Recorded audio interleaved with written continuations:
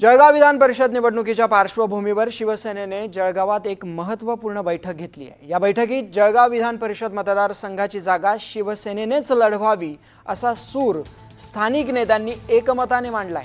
या बैठकीत जिल्ह्याचे संपर्क प्रमुख दिलीप लांडे, मंत्री गुलाबराव पाटील, आमदार किशोर पाटील, चंद्रकांत पाटील, अमोल पाटील, चंद्रकांत सोनवणे, माजी आमदार शिरीष चौधरी यांच्यासह जिल्ह्यातील प्रमुख पदाधिकाऱ्यांची उपस्थिती होती। आणि या बैठकीत झालेला निर्णय उपमुख्यमंत्री एकनाथ शिंदे यांना कळवण्यात येणार असून जळगाव विधान परिषद जागा लढवण्यासंदर्भात जिल्ह्यातले शिवसेना नेते आणि आमदारांचे शिष्टमंडळ लवकरच मुंबईत जाणार असल्याची माहिती आमदार किशोर पाटलांनी दिली आहे।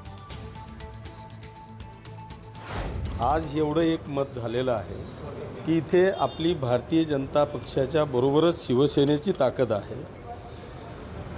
हे सगळं खरं असताना सुद्धा या जळगाव जिल्ह्यातल्या दोघही लोकसभेचे खासदार हे भारतीय जनता पक्षाचे, विधान परिषदेचा सदस्य भारतीय जनता पक्षाचा आहे, महापौर भारतीय जनता पक्षाचा आहे, स्थायी समितीचा अध्यक्ष भारतीय जनता पक्षाचा आहे।